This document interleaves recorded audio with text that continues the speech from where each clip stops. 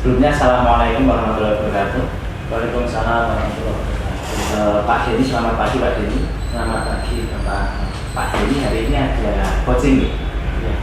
Tapi sebelumnya Pak Denny, nanti saya ingin menyampaikan beberapa hal, boleh Pak? Silakan Bapak. Oh iya.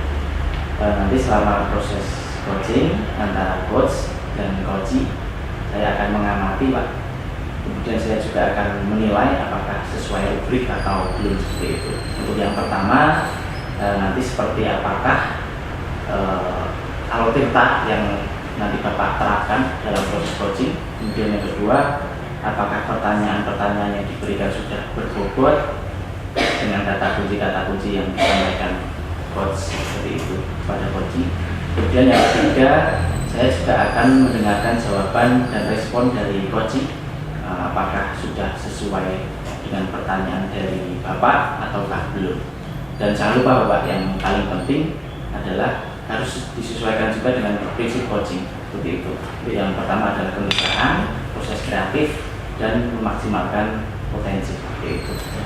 Mungkin sebelum proses coaching dimulai, ada sedikit yang ingin saya tanyakan kepada Bapak. Boleh Bapak? Boleh silakan. Kira-kira kompetensi apa yang ingin Bapak capai di hari ini dalam proses coaching seperti itu? Kalau yang ingin saya capai itu Pak, ada 3 kompetensi. Yang pertama, kehadiran penuh. Yang kedua adalah mendengarkan aktif. Dan yang ketiga, mengajukan pertanyaan yang berbobot. Baik Bapak, berarti ada 3 kompetensi tadi ya. Terus dari ketiga itu mana yang spesifik yang ingin Bapak kembangkan? Yang ingin saya kembangkan itu yang membuat atau mengajukan pertanyaan berbobot. Kemudian baik, berarti Bapak ingin agar coach nanti juga mendapatkan solusi dari pertanyaan yang Bapak sampaikan seperti itu ya. Untuk selanjutnya, waktu selanjutnya nanti saya serahkan kepada Bapak. Saya akan mengamati Bapak di samping ini. Baik Pak. Ya. Selamat pagi Pak Denny. Selamat pagi Bu Iji. Pak Denny, apakah hari ini Pak Denny ada waktu luang? Oh iya, tentu saja Bu. Boleh saya bercerita sedikit Pak? Ya, monggo silakan. Begini ya Pak ya. Mungkin Pak Denny di sini sebagai wakil kurikulum, saya ingin berkeluh kesah sedikit tentang masalah yang saya hadapi Pak. Saya kan sebagai wali kelas Pak. Ada salah satu siswa saya itu yang setiap hari Senin sama hari Rabu itu tidak masuk Pak. Tidak masuk, kalau izinnya itu 1-2 hari itu sakit, tetapi kok mosok sakitnya terus menerus kontinu di hari itu juga Pak, hari Senin dan hari Rabu, seperti itu Pak. Iya Ibu. Kira-kira nanti sesudah obrolan kita ini apa yang Ibu harapkan? Saya mengharapkan anak ini nanti bisa masuk seperti biasa, mengikuti pembelajaran seperti biasa, agar nanti anak ini tidak terlambat dalam mengikuti KBM. Iya Bu. Itu hanya 1 anak atau? Hanya 1 anak Pak. Oh gitu. Hanya 1 anak. Apakah Ibu pernah mengajukan pertanyaan atau bertanya kepada anak tersebut? Apa sebabnya dia tidak masuk? Kalau saya bertanya kepada anak, jawabnya sakit. Tetapi saya melihat dari situasi ya Pak, nggak mungkin kan sakit di hari yang sama dan itu terus menerus. Lalu saya berusaha untuk melihat pelajaran apa toh di hari Senin dan hari Rabu itu. Terus saya juga bertanya kepada anak di kelas, anak-anak di kelas, kira-kira si anak ini, teman kalian ini kenapa toh nggak masuk di hari Senin dan di hari Rabu? Terus ada yang menjawab bahwasanya anak tersebut takut akan mata pelajaran matematika, seperti itu Pak. Berarti dapat saya simpulkan bahwa anak ini nggak masuknya bukan karena malas atau karena apa, tetapi memang karena takut pelajaran matematika. Iya, karena takut pelajaran matematika, dikarenakan tugas matematika itu yang sangat berat dan waktunya berdekatan. Jadi kan di hari Senin hanya jeda 1 hari, hari Rabu itu sudah ada pelajaran matematika seperti itu Pak. Mungkin belum selesai mengerjakan tugasnya, sudah ada tugas tambahan seperti itu.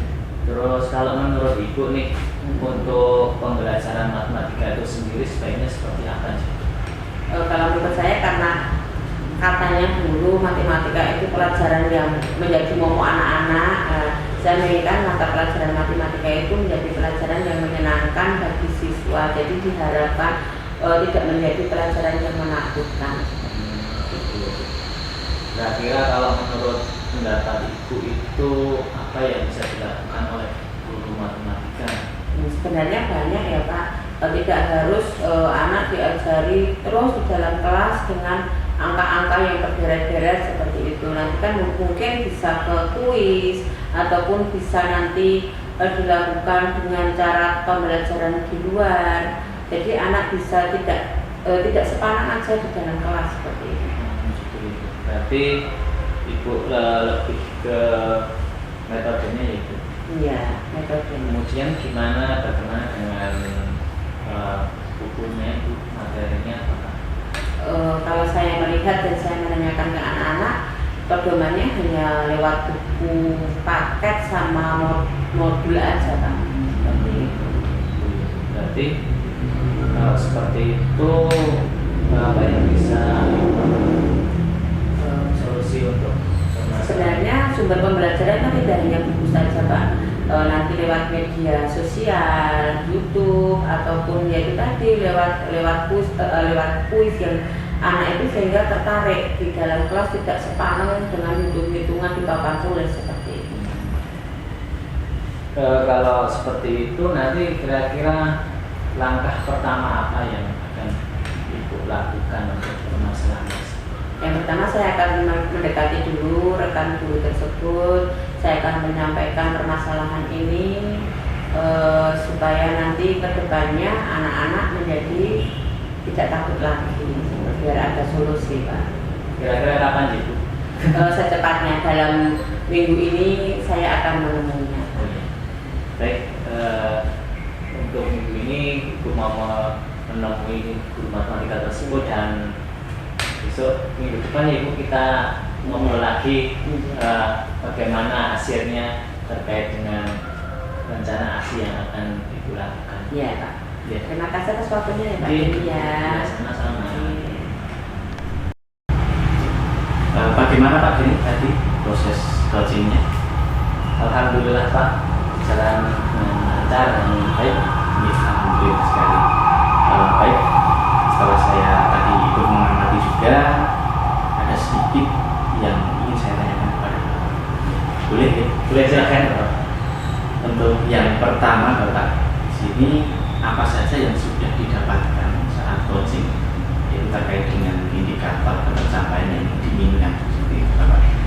Baik, untuk yang sudah saya lakukan, saya tadi sudah melakukan proses coaching dengan alur Tirta yang didahului dengan tujuan, kemudian diakhiri dengan tanggung jawab. Kemudian saya juga sudah menanyakan pertanyaan yang berbobot kepada coach sehingga coach bisa menemukan solusi terkait dengan permasalahannya sekarang. Luar biasa sekali Pak Denny. Berarti sudah berhasil nih tadi Pak Denny sesuai dengan alur Tirta pada coaching hari ini.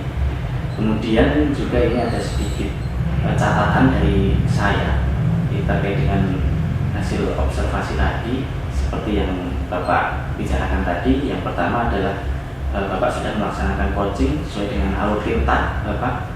Kemudian Bapak juga sudah berhasil mengarahkan rencana aksi pada coaching sehingga tadi coaching dapat menemukan solusinya lewat tanggung jawab tadi Bapak.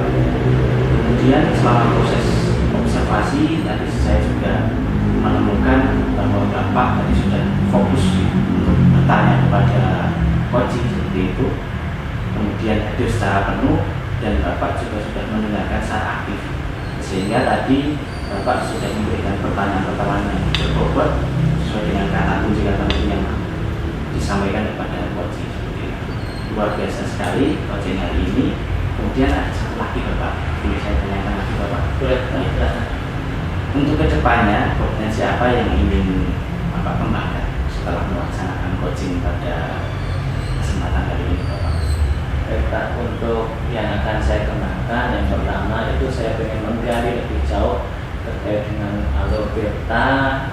Kemudian saya juga ingin mengembangkan kompetensi yang berupa mendengarkan aktif Pak dengan metode rasa.